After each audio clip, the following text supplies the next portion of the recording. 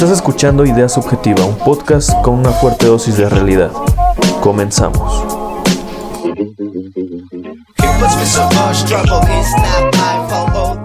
¿Qué tal, amigos? Muy buen día, muy buena tarde, muy buena noche, depende del horario en el que estén viendo esto. Bienvenidos otra vez a otro capítulo de Idea Subjetiva. En esta ocasión nos acompaña Rodrigo Navarrete. Rodrigo Navarrete, ¿cómo andas? Bien, Baruch. Un saludo a todos, a quienes nos escuchan, a todos nuestros amigos. Qué bueno que te animaste a hablar de política aquí. Tú eres el primer candidato que se sienta a hablar de política con un ciudadano, con un universitario. Eso me da mucho gusto, que no le tengan miedo a hablar de política como los políticos convencionales. Oh, un gusto. Al contrario, agradecido por el espacio. Rodrigo, antes de entrar a la materia, ¿quién eres? ¿Qué estudiaste? ¿Por dónde vas? Pues mira, yo soy pachuqueño, tengo 29 años. Estudié 2 carreras. Soy ingeniero industrial y soy abogado. Tengo una maestría en Derecho Laboral. Todas esas, en lo que compete a mi cuestión académica, prácticamente lo concluí a los 23, 24 años, ¿no? Incluidas la maestría. Parte importante de mi formación, sin embargo, creo que la parte académica no lo es todo. Más si quieres transitar en este camino, ¿no? Que es el servicio público. Es muy fundamental estar preparados, pero digamos que este joven inquieto nunca se fijó mucho en qué iba a estudiar. Se dio en el camino y con el apoyo de mis papás. Sí, no, qué raro, porque ingeniero y abogado, de ahí de repente nos tiramos.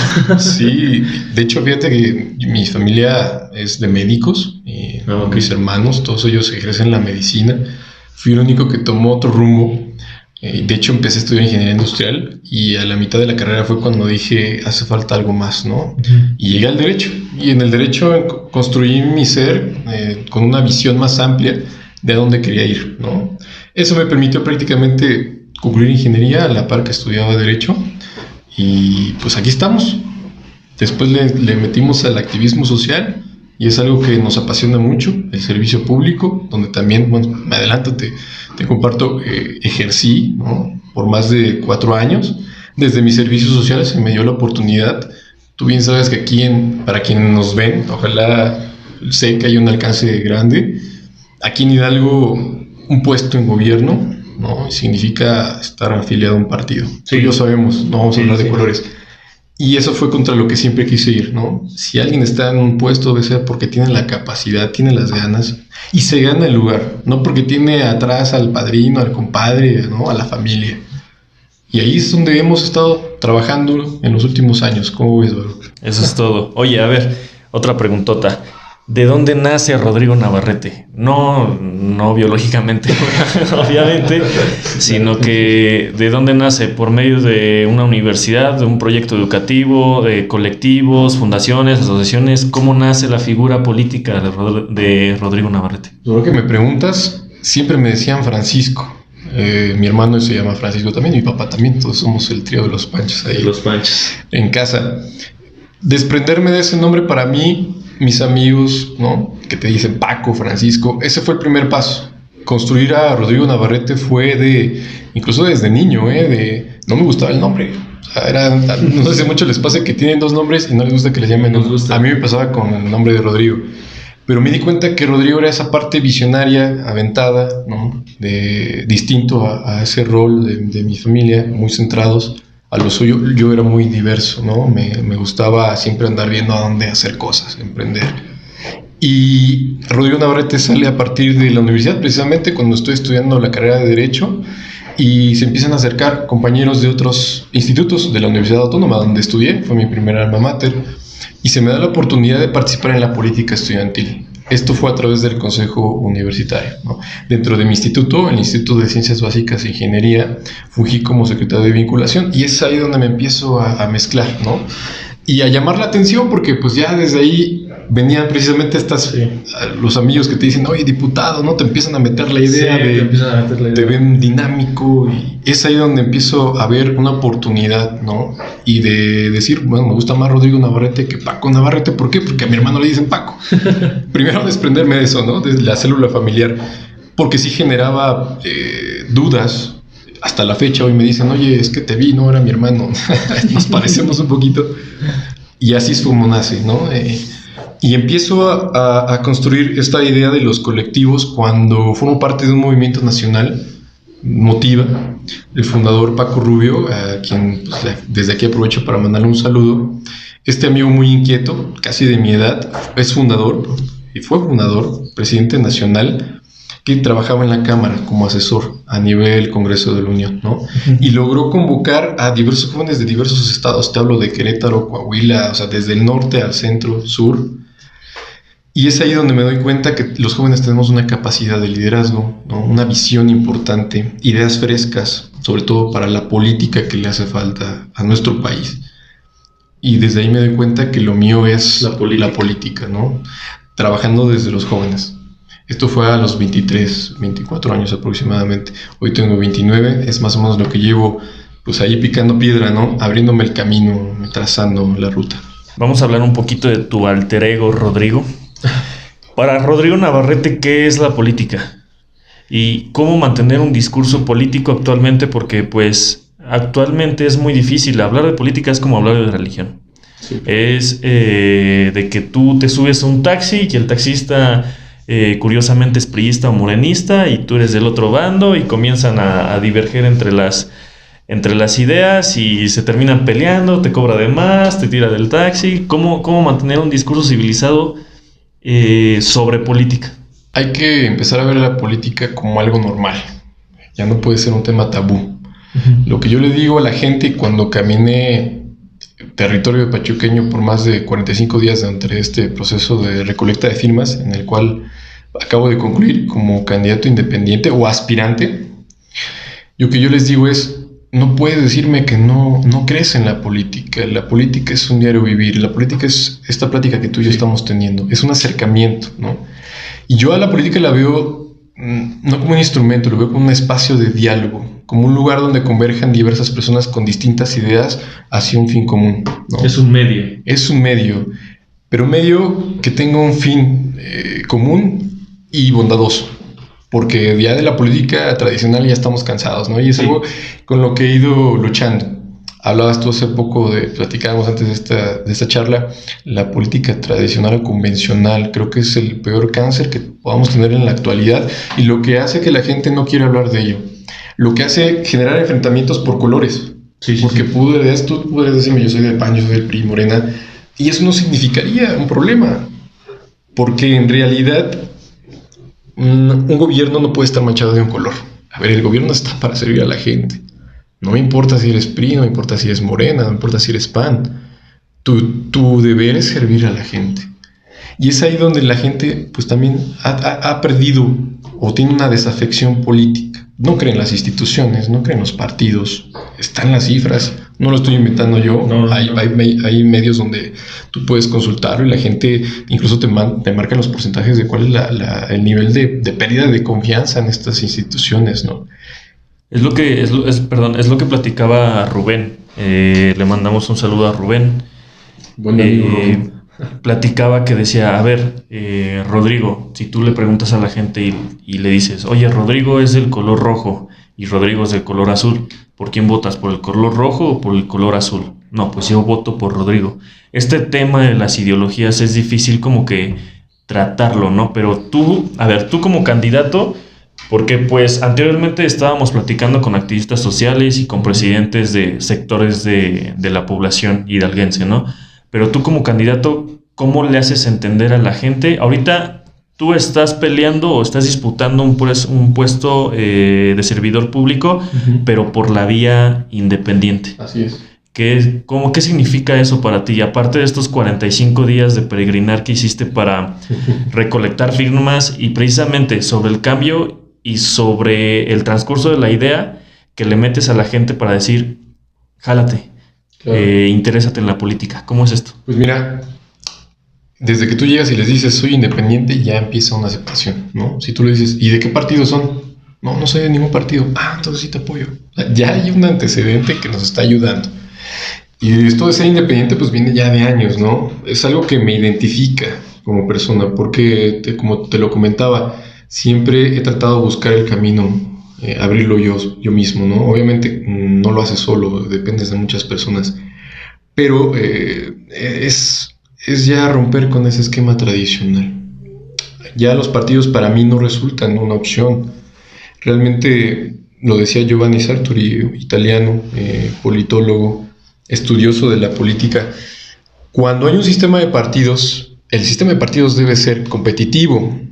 ¿Y qué pasa hoy en día? Bueno, que tienes un sinfín de partidos que lo único que hacen 3 o más, 3 o 4, no mucho, porque en realidad en México no hay partidos fuertes, es coligarse con otros más, ¿no? Como lo estamos viendo ahorita. Como lo estás viendo ahora. O sea, estas coaliciones que nada tienen sentido, de ideologías completamente diferentes, ¿no? Y se convierten en partidos satélite realmente de esos partidos.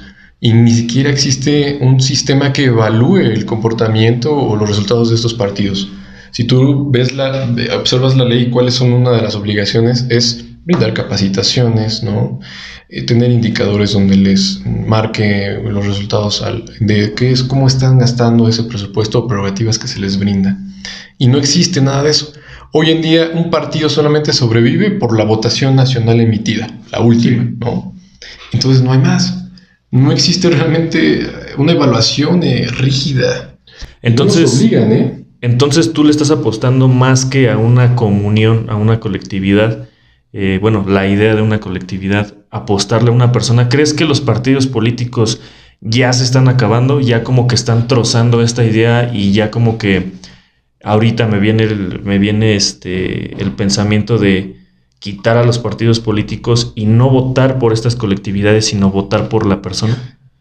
De hecho, la persona hoy es la opción. También está referido en estudios en que hoy en día la gente cree en las personas, ¿no? En realidad los partidos no son malos, son las personas que están en ellos. Y esta figura de la candidatura independiente no lo estoy inventando yo. No. Hubo un retroceso, de hecho, en esta parte democrática de ser votado, porque es un derecho, tú lo tienes, lo tiene nuestra amiga Ale, quienes están aquí.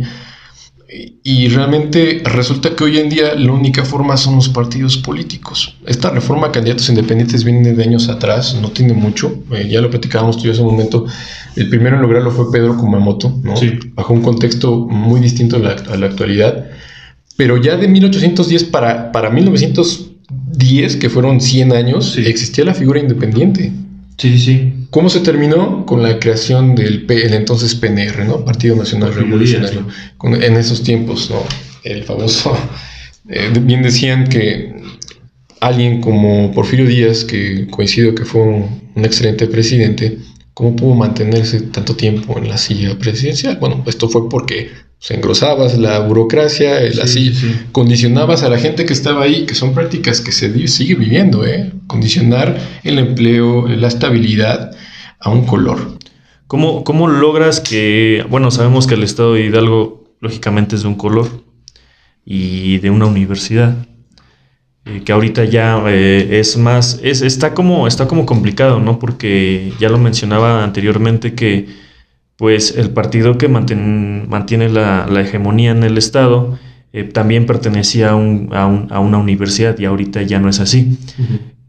¿Qué tan difícil es como candidato independiente a posicionarse como la nueva izquierda o derecha, como la nueva oposición? ¿Y qué eres, izquierda o derecha? De hecho, desde ahí yo creo que caemos en un tema de, ¿quién es de izquierda o de derecha o de centro? ¿No? Hay unos que dicen, yo soy centro progresista. Bueno, me considero yo más a alguien que defiende la democracia. Alguien que defiende la democracia, que pueden llamarse demócrata, pretende que todas las personas tengan lo que le corresponde, ¿no? Que tengan el acceso a espacios de toma de decisiones. Hablando políticamente, te puedo decir de empleos para los jóvenes. Eso no existe si no vives en un estado de derecho, democrático participativo. Y eso no existe si tú estás pensando si eres de centro, de izquierda o de derecha. O la ultraderecha, como lo vemos en otros países como Brasil, como Bolsonaro, Estados Unidos. Francia llegó a tener este tipo de, ¿no? Entonces la respuesta realmente está en fijarnos en la democracia, en buscar espacios alternativos donde cualquier persona pueda tener las mismas oportunidades que otra. Ahora, como lo marca la Constitución, si es de manera individual o colectiva, que la colectiva son los partidos, bueno, garantízanos igualdad de oportunidades, un piso parejo. ¿Para qué? Para que exista una democracia verdadera. Pero, a ver, ¿cómo pegarnos a la igualdad de derechos y a la democracia si la democracia es la toma de decisiones de la mayoría sobre la minoría? Porque ahí te va, la democracia en sí es desigual. Uh-huh. Y en un país como México, peor. Claro. La mayoría somos como que los de clase pobre alta, porque ni siquiera ya somos de clase media, somos pobre alta sobre la minoría, y la minoría es muchísima. Me atrevería a decir que el 80% del país está dentro de la minoría. ¿Cómo hacerlo? Bien lo dices, está dentro de la minoría porque ya entra la clase media, ¿no? Y luego hasta la clase alta tampoco tiene acceso. Hay un índice, Democracy Index, que se mide a nivel mundial, y ahí nos dice dónde está México, ¿no? México está dentro de los países de América Latina con la peor índice de democracia. Sí. ¿Cuál es el país con mejor democracia del mundo? Nueva Zelanda. Y ahí lo tienes, la respuesta está. Ahí incluso la presidenta más joven está en Nueva Zelanda. ¿Y qué mide precisamente este índice, el Democracy Index? Y es la participación ciudadana, toma de decisiones, acceso a espacios públicos. Lo mide de una manera multimodal, ¿no? Son diversos factores. Y sí, tenemos este tema de que la mayoría, o más bien la minoría, decide sobre la mayoría, porque la república así está constituida. Sí. Nuestro país es una república democrática representativa. ¿Qué quiere decir esto? Que la toma de decisiones está en quien tú votas. Y ya está, ahí se queda. Entonces no hay instrumentos o mecanismos de participación ciudadana que te garanticen a ti como ciudadano que tú estés visibilizando qué están haciendo y cuáles son los resultados que nos están dando. Lo han querido hacer, ha habido avances en la materia, como lo es transparencia, portales de web donde tú puedes ver, pero creo que no son suficientes, porque no te hacen partícipe, únicamente te hacen observador, y ser observador no es ser partícipe. ¿No son suficientes, ¿no? O no cuentan con la calidad necesaria para realmente este acceso a la información y transparencia, ¿no? Rodrigo, ¿qué tan difícil es luchar contra los monstruos políticos que hay dentro del Estado? Muy complicado. La verdad que a veces te llevas una decepción muy grande. El tema no es caer en individualismos, y eso igual lo quiero dejar bien en claro, tampoco en caudillismos, porque esa fue la parte que permitió que desapareciera la figura del independiente desde los años 1800 a 1920-30 y empiezan los partidos políticos, porque ya empezaba a haber este tema de ahora yo soy el salvador, ¿no? Como lo vemos ahora con nuestro presidente a nivel república, porque aquí yo no me vengo a resolver nadie es un salvador necesitamos precisamente convocar a la unión, al trabajo colectivo, ¿sí? Pero sí es complicado ir contra quienes siguen pensando igual, con las clásicas frases mexicanas, ¿no?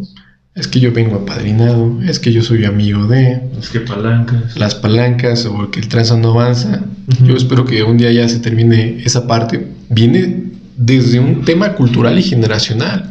Si a nuestros niños no les decimos para qué es un servidor público, va a seguir pasando lo mismo. Si no le dices para qué va a votar, va a suceder lo mismo. ¿Por qué?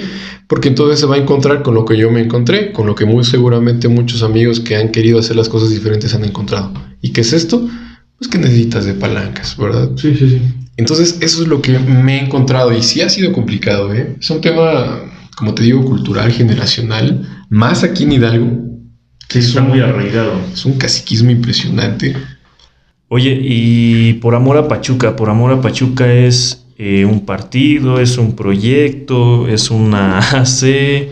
¿Qué es Por Amor a Pachuca? ¿Y realmente si eres independiente o estás dentro del partido? Porque hay que ser realistas y se tienen que hablar las cosas como son. Por Amor a Pachuca, ¿a qué va? ¿Es un partido político? Por Amor a Pachuca es una asociación civil. Nace así porque la ley nos obliga a tener una asociación civil para inscribirte como independiente. Okay. Ese es otro límite que tenemos me obligas a tener una asociación civil que en acta constitutiva te cuesta alrededor de, ¿qué te gusta? 20,000 pesos. Como 20,000 pesos. Dirán unos, no, pues mi amigo es el notario, bueno, ya te costará 10,000, ¿no? 12,000. Sí. Es un paso que te restringe a la democracia. Y entonces Por Amor a Pachuca crece así. como un requisito para poder aspirar a la candidatura independiente. Y como tal no es un partido, ¿no? Pero sí es una agrupación de ciudadanos como nosotros que queremos hacer las cosas diferentes, de líderes en territorio, de líderes de colonia, que en su momento decidieron que yo era una pieza importante para defender una candidatura independiente a cuestión de diputados, hablo, ¿no? Para esta parte, porque hubo un proceso anterior del cual nace, sin embargo yo tomo parte a partir de este momento que son el proceso de renovación del Congreso local, ¿no? Y en realidad es un grupo, yo te puedo decir que es un grupo de personas libres, independientes, que no están adheridas, no firman una carta de yo pertenezco por amor a Pachuca, se les está obligando. Claro, no, están totalmente ahí por decisión, ¿no? ¿Y quiénes constituyen a este grupo fuerte? Pues bueno, quienes nos dieron la oportunidad de llegar a un tercer lugar en una fuerza importante, creo yo, ante un escenario adverso que se generó en las elecciones de ayuntamientos pasadas, un poco ríspidas. Eso es por amor a Pachuca. Y en realidad su proyecto es renovar la ciudad. Oye, pero dentro de estos líderes que mencionas, sí son líderes sociales como deben de ser. Y esto me lo estoy preguntando yo como universitario y como ciudadano. O sea, ¿sí son líderes universitarios o son personas que son líderes de grupos de choque que hay en Pachuca? Porque ahí en Pachuca hay grupos de choque muy, muy, muy pesados y de espectros muy amplios. Claro. ¿Sí son líderes sociales? ¿Cómo por amor a Pachuca ratifica o tiene un control de, a ver, ¿tú sí les estás haciendo bien a la sociedad o nada más te dedicas a mantener un grupo de choque? Mira, te comparto, Baruch, y para todos nuestros amigos que nos escuchan, tuvo este proyecto la fortuna de concertar liderazgos de asociaciones civiles, sociedad civil, activistas, gente que se dedicó todo el tiempo a emprender, ¿no? Ese fue el proyecto con el cual nos inventamos, en el cual tuve la oportunidad también de lograr esa concertación, ¿no? De personas que han trabajado conmigo y les dije, vénganse para acá, porque necesitamos que la sociedad civil empiece a tomar parte de la carta, exactamente. Lo que no hace el gobierno, bueno, mucho se ha demostrado que lo ha hecho la sociedad civil. ¿Quiénes son? Colectivos, asociaciones civiles, fundaciones. Este mismo proyecto que tú llevas a cabo, ¿no? Que le da oportunidad de darme voz, porque hay veces que no tenemos acceso a televisión, radio, ¿no? ¿Por qué? Porque pues no estás alineado. Sí, hablando de los independientes, ¿no? Platicábamos afuera de las cámaras y decíamos que pues esta manía que tienen los partidos políticos por querer que los apapachen dentro de los foros de comunicación, ¿no? Claro. Realmente aquí es importante y sí me gustaría como que resaltar esto, y es la primera vez que lo voy a resaltar. Tú eres el primer candidato que viene al foro a platicar y pues si los demás vienen, sean regidores, sean candidatos o ya estén dentro del servicio público, pues no se les va a apapachar. Porque realmente, pues si quieren que se les apapache, la verdad, ¿no? Si quieren que se les apapache, pues vayan al Canal 3 de Hidalgo o a Criterio Hidalgo, a Pachuca Informa, ¿no? Sí. Pero aquí sí les voy a preguntar. Nuestros amigos de Pachuca. Ahí les mandamos un saludo porque pues todos los medios de comunicación, y discúlpenme, me van a tirar hate, ya me estoy acostumbrando. Pero todos están pintados de una agenda política y todos están pintados de un color, y yo creo, o a mi perspectiva, no es malo. ¿Por qué? Porque eso hace que haya una diversificación de ideas, una universalidad de ideas, ¿no? Uh-huh. Entonces, pues yo creo que sí, aquí no es un medio para que se les apapache ni nada, y qué bueno que te sentaste a hablar de política. Tú eres un candidato joven. Generalmente los partidos políticos nos presentan estos candidatos jóvenes de 45 años, 35 años, pero ¿cómo lidias con eso? Porque en las elecciones pasadas de ayuntamientos había diversos candidatos y todos pues ya mayorcitos, ¿no? Ya grandes, ya recorridos. ¿Cómo vas a lidiar con esto? Siendo un chavo de 29 años y enfrentarte a un Pablo Vargas, a un ¿quién viene ahorita? Creo que Israel Félix. Pues ahí va a haber un reciclaje importante ahí. Sí, y realmente de candidatos que no tienen ni idea, ¿no? O al menos yo no tengo ni idea de quiénes son. Por ejemplo, este señor Pablo Vargas de Morena, no sé de dónde lo sacaron. Así mismo como el PAN pasó este candidato. Ajá, al Chávez, no sé de dónde lo sacaron. Pero pues igual no le podían apostar a un candidato fuerte por todo lo que pasó en Pachuca y Minas de la Reforma. Claro. ¿Cómo vas a lidiar con esto, con estos dinosaurios? Me hiciste recordar la invitación que nos hizo Rubén, presidente del CELU, el Consejo Estatal de Líderes Universitarios, y precisamente ahí mencionaron, ¿no? Tú realmente eres el primer invitado que tenemos que es un candidato joven, porque es lo que tú me estás diciendo. Sí. Porque eso de jóvenes de 35 que te hacen creer que le están dando espacio a los jóvenes realmente no existe, no nos quieran engañar, claro. ¿Qué es lo que buscamos nosotros? Mejores espacios, mayores oportunidades. Entonces lo estamos demostrando generando nuestras propias ideas, ¿no? Y eso sí me voy a enfrentar con eso, lo sé. A lo mejor quieran llegar por el lado de la experiencia, pero hemos demostrado que a pesar de eso, o sea, juventud no significa inexperiencia. No. Y al final de cuentas, pues también le hemos apostado a prepararnos. Tengo la experiencia en la cuestión de la vida pública, incluso en materia legislativa. Llegué a trabajar algunos proyectos legislativos, no solo a nivel local, a nivel nacional, como lo fue el proyecto general de la Ley General de Juventudes. Que actualmente está en el Congreso de la Unión. ¿Qué hicimos ahí? Logramos que se reformara el artículo 76 constitucional, si no me equivoco, en materia de competencias de la Cámara de Diputados, ¿no? Que ya pueden legislar en favor de las juventudes. Okay. Ese es el primer paso para poder crear la ley. Y ya tenemos pues prácticamente lo más fuerte, que era reformar la Constitución, ¿no? Ahora resulta, y hago un paréntesis aquí, que para reformar en materia de juventudes, para crear una ley, tienes que dotarle la facultad a la Cámara de Diputados para que legisle a favor de ella. Entonces, vamos a tener después que darles otra reforma al Congreso de la Unión para que ahora puedan reformar en materia de mujeres, ¿no? O sea, es algo, pidiendo permiso para todo. Eso es algo que no entendemos, tuvo que suceder, eso ya fue de proceso legislativo. Pero es para que tú y nuestros amigos se den cuenta de qué tan complicado a veces es querer hacer las cosas bien y que porque encuentras un vacío en la ley o no viene, no lo puedes realizar, ¿no? Entonces, es complicado, así como dices tú, y ya necesitamos de nuevos modelos, nuevos rostros en la política. No solo jóvenes, a ver, también hay adultos mayores que están pidiendo el espacio y que se les corta porque pues ya tienen 40, 50 años. No es posible, ¿no? Y a veces tienen una capacidad mayor a la que tenemos los jóvenes también. No vamos a decir que somos los más capaces, ¿no?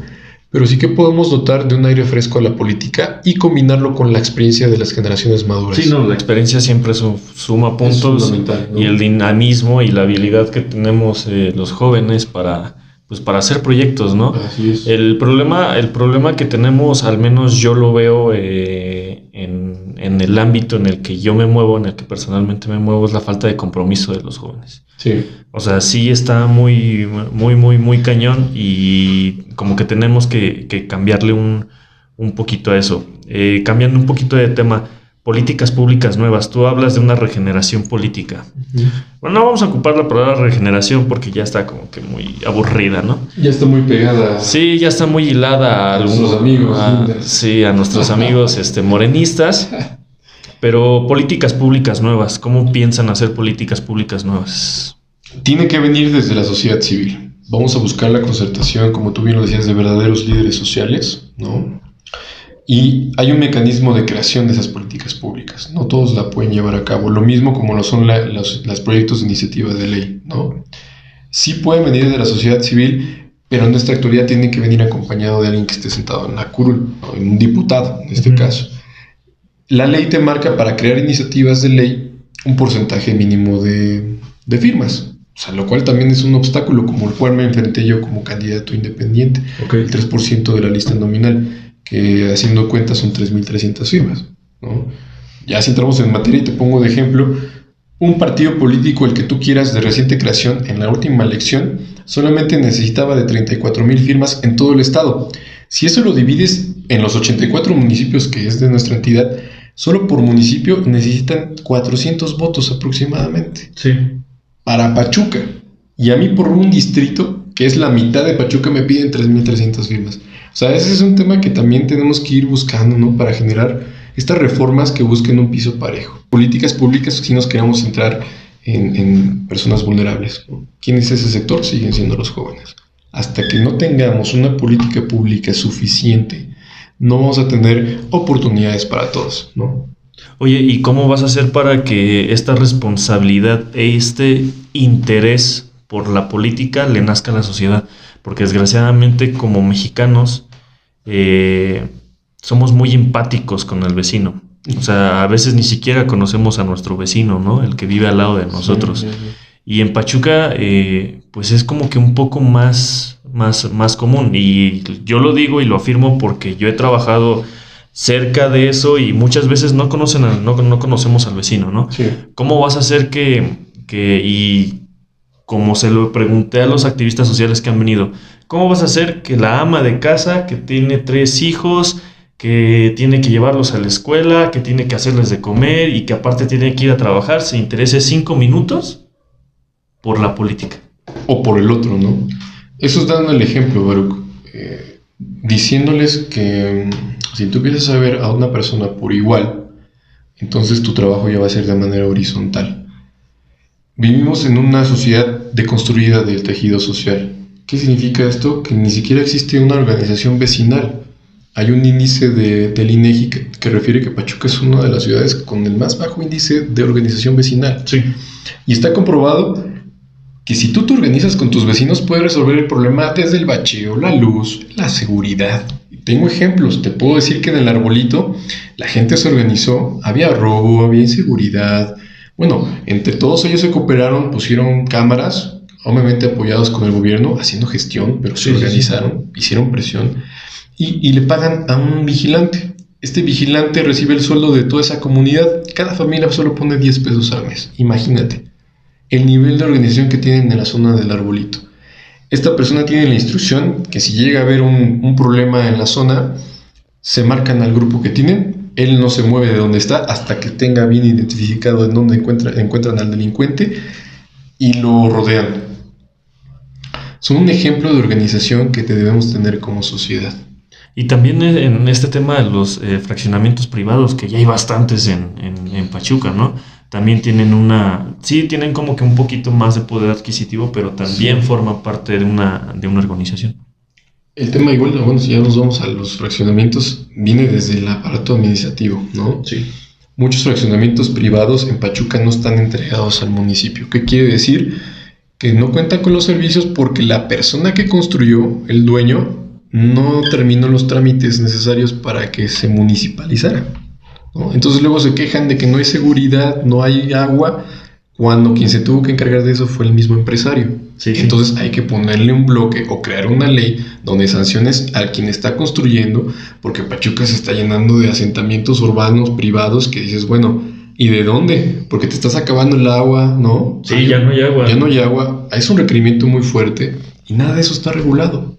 Y lo vemos tan solo en esta zona que estamos por aquí, por el Hospital General de Pachuca. Antes no nos quitaban el agua y ahorita ya nos están quitando el agua porque... Ya está pasando. Ya está pasando, precisamente por todos estos asentamientos urbanos que mencionas, ¿no? Uh-huh.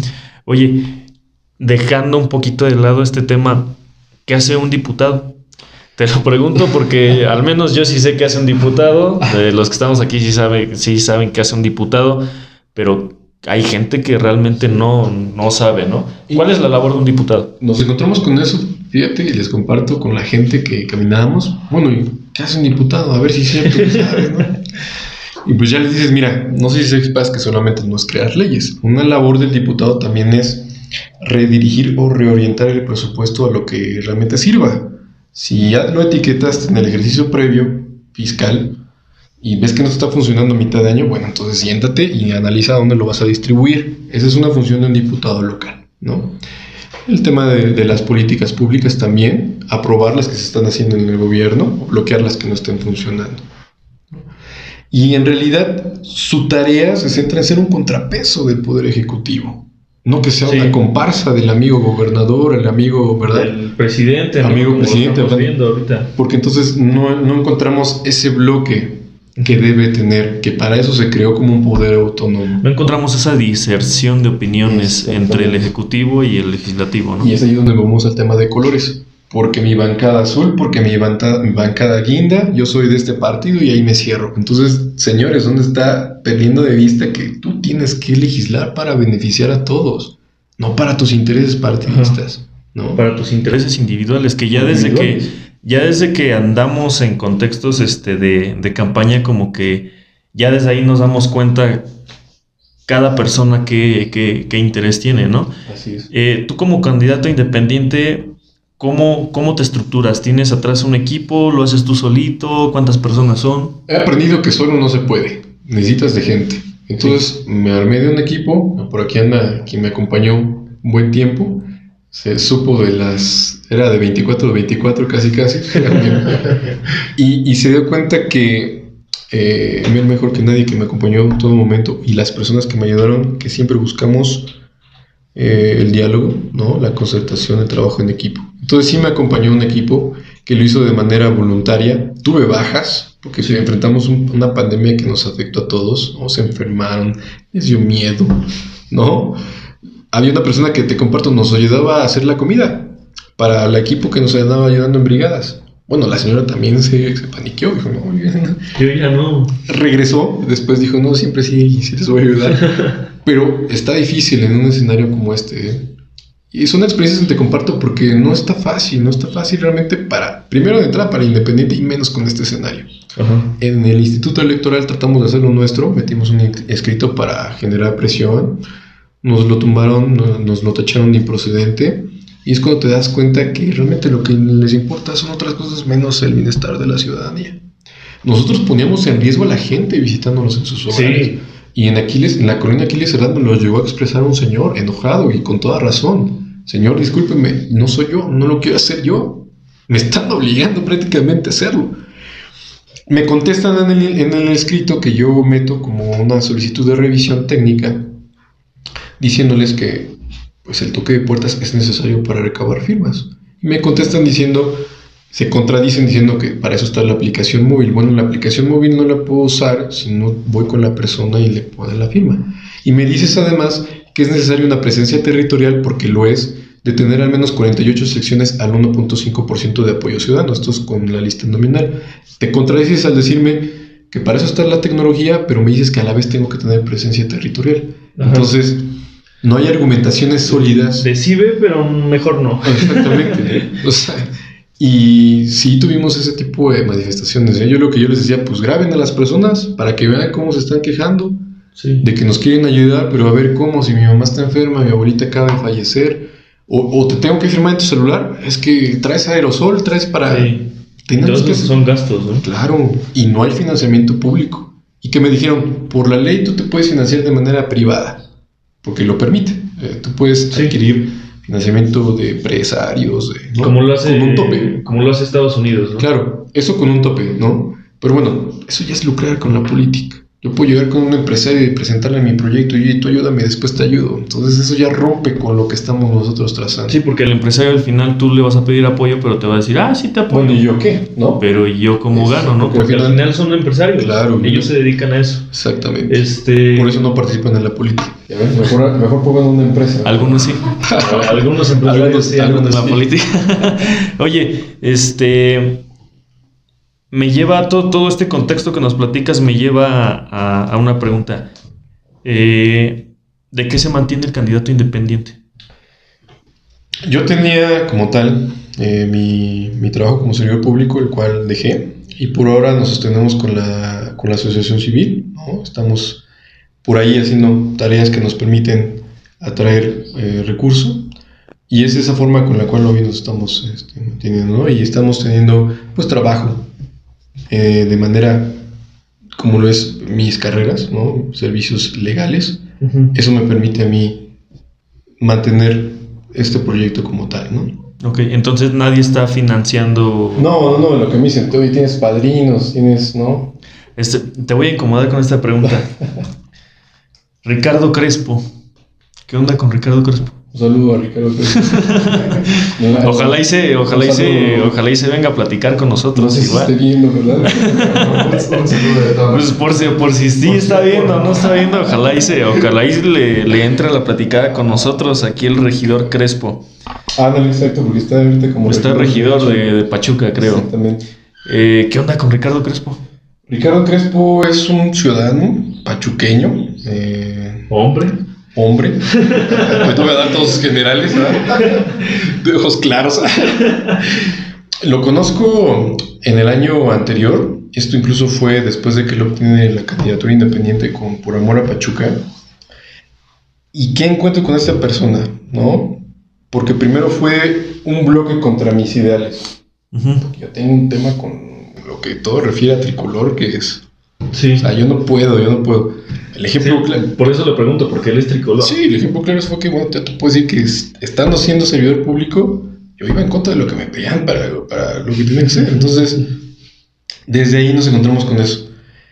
Me dice nuestro amigo Ricardo, oye, a mí me costó como 3 veces sentarme contigo para convencerte que me ayudaras. Y eso fue. Una persona que sabe pedir ayuda. Que te das cuenta que no es como lo pintan. Porque su error tal vez fue pertenecer a un partido. Y que se dio cuenta al momento de renunciar. Y que eso a su vez le costó. Porque estás en un, como lo habíamos platicado, en un estado, ¿no? Sí, es lo que pasó en las presidenciables pasadas, ¿no? Sí. O sea, que había buenos candidatos para otra vez a mi particular punto de vista, Sí. pero desgraciadamente pertenecían a un color. Así es. En algún momento, si el PRI, Morena, el PAN te llamara y te dijera, ¿sabes qué? Nos agrada tu perfil, éntrale con nosotros. ¿Qué dices? Porque nos platicaban otros invitados que, pues es que sí voy, pero pues, o sea, es como andar buscando El famoso hueso, ¿no? el famoso Dilo como hueso, es, ¿no? ¿no? Sí. El hueso. ¿Qué harías si te habla el PRI o te habla ahorita Morena? Ay, no, sí, no es difícil. Hasta me dio así como... Tendría que ser una plataforma que realmente empate con un ideal. Ya me lo habían ofrecido como en el proceso anterior como aspirante a la presidencia municipal, ¿no? Y fue por eso que decidí hacer equipo de manera independiente, porque no me manchaba de ningún color. ¿Y por qué lo hice? Porque quería estar haciendo algo por mi ciudad. Construimos el proyecto de ciudad donde participaron alrededor de 80 especialistas. Uh-huh. En este proyecto de Platico Baruch y de nuestros amigos me encargué del tema de precisamente el que más me apasiona, Pachuca democrática y participativa.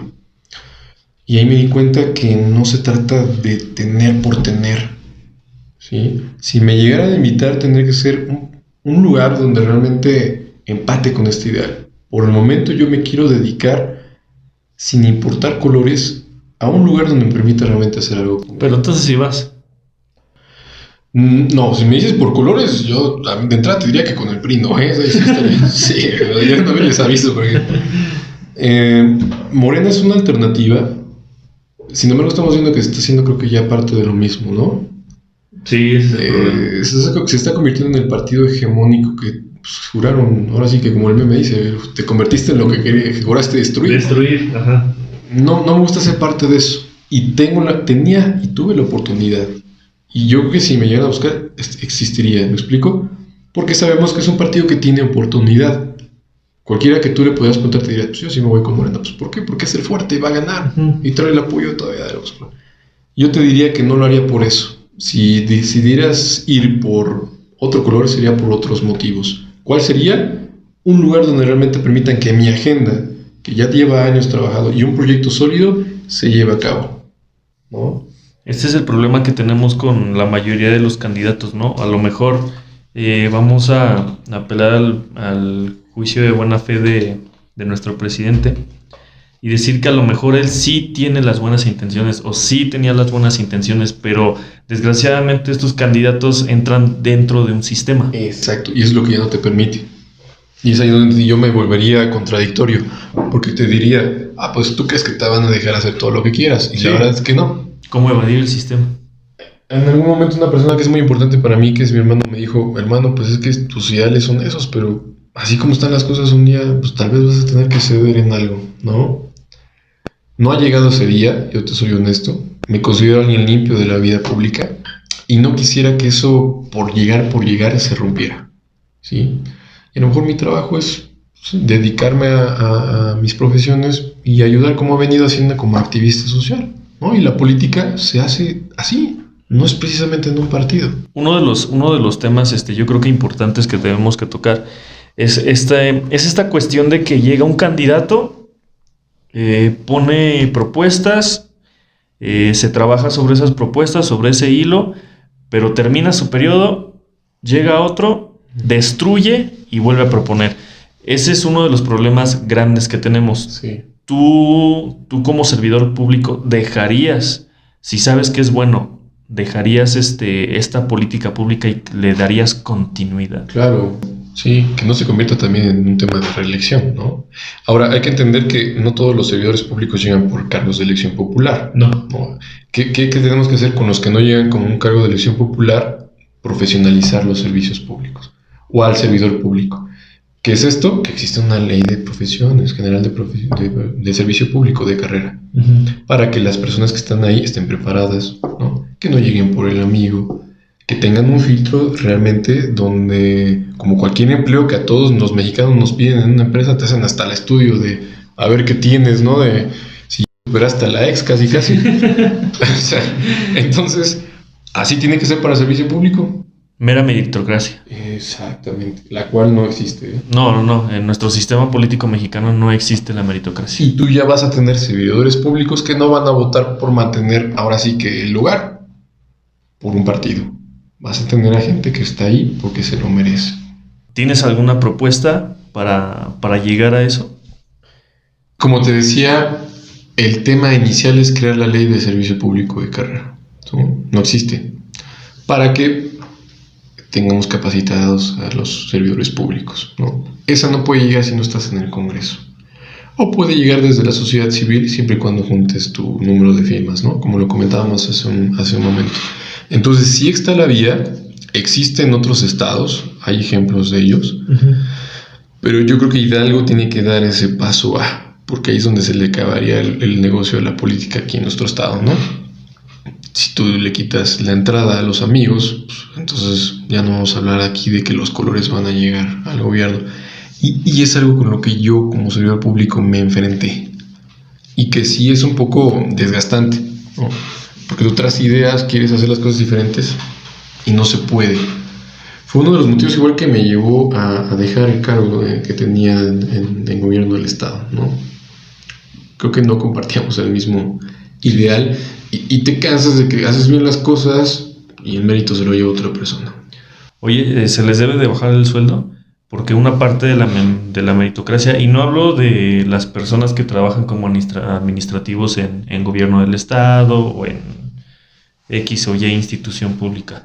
Hablo de ustedes, los diputados, los senadores, porque como servidor público tenemos este tema de que realmente vas como servidor público, que no piensas lucrar pues del erario público, ¿no? ¿Es necesario bajarles el sueldo y apoyarías la iniciativa? Hay servicios muy específicos y no quiero caer en esto de un análisis de que se te hace mucho, se te hace poco. De hecho, lo que tú comentas pasó en la Suprema Corte de Justicia, ¿no? ¿Cuál fue su justificación de no quererse bajar los ministros de sueldo? Pues bueno, que como son corte, si tú le bajas el sueldo se van a volver corruptibles, ¿no? Entonces, ¿Qué crees que? Fíjate que ahí difiere un poquito. ¿Por qué? Porque hablando de la Suprema Corte de Justicia de la Nación, pues entendemos que son ministros.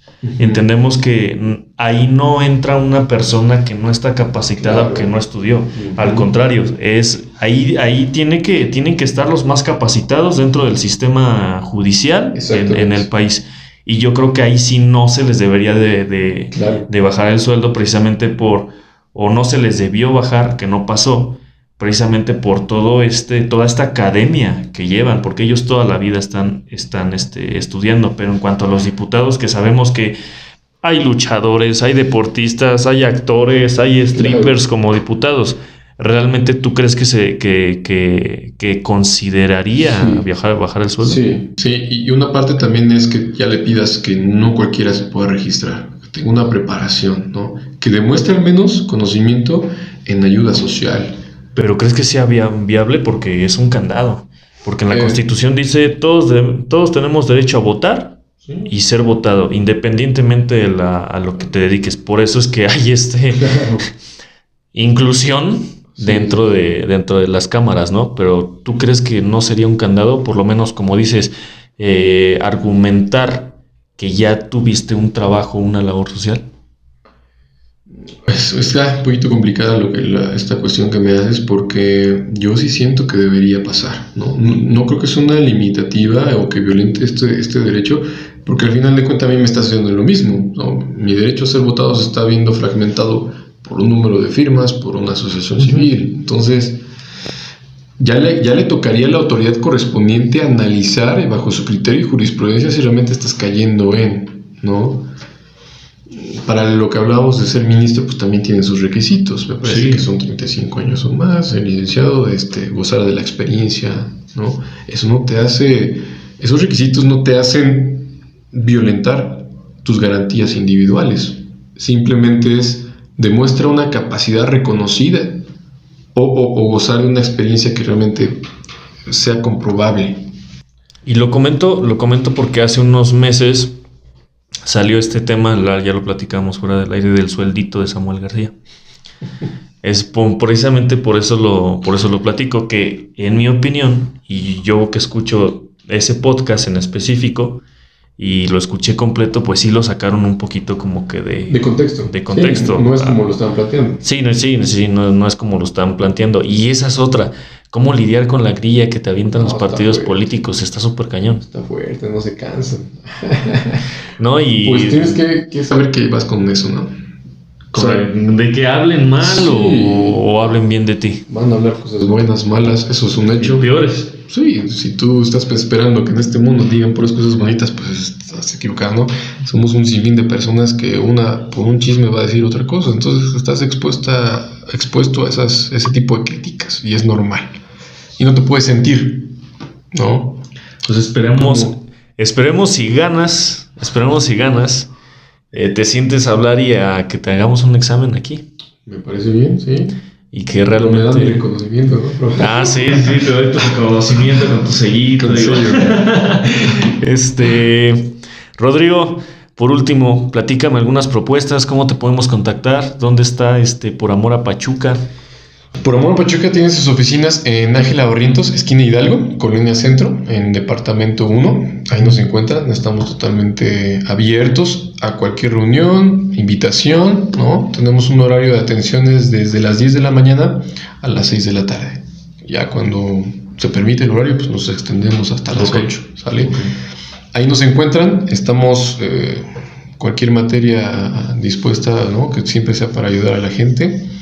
Propuestas sí tenemos, pero pues queremos esperarnos a los tiempos para poderlas exponer. Ojalá que se nos permita llevarlas a cabo y aquí sin ningún problema las ponemos en la mesa, las evaluamos. Sí, sin ningún problema. Las destrozamos si quieren. Las destruimos, las masticamos.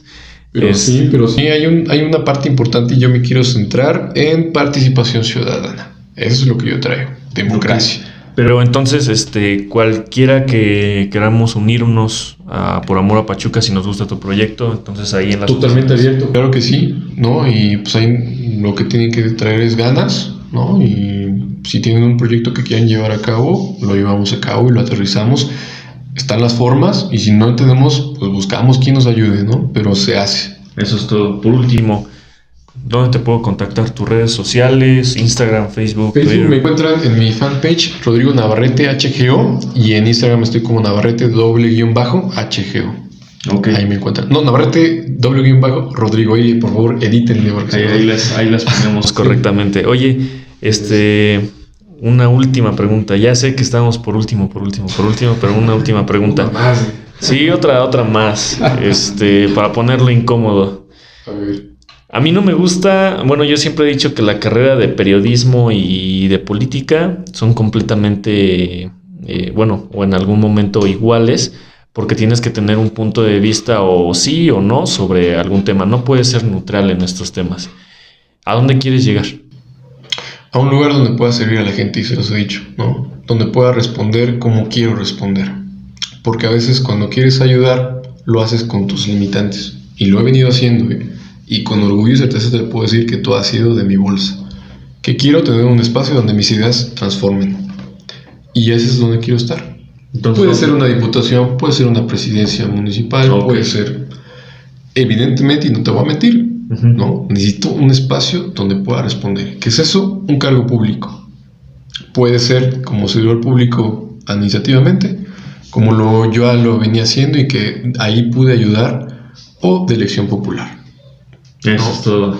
Eso es todo. Bueno, amigos, pues este fue el episodio con Rodrigo Navarrete. Espero se hayan quedado hasta el final. Ya tienen sus redes sociales por si gustan ahí seguirlo, por si gustan platicar con él, si tienen alguna propuesta, como ya lo comentó. Y pues eso es todo. Esperen el capítulo y nos vemos para la próxima. Gracias.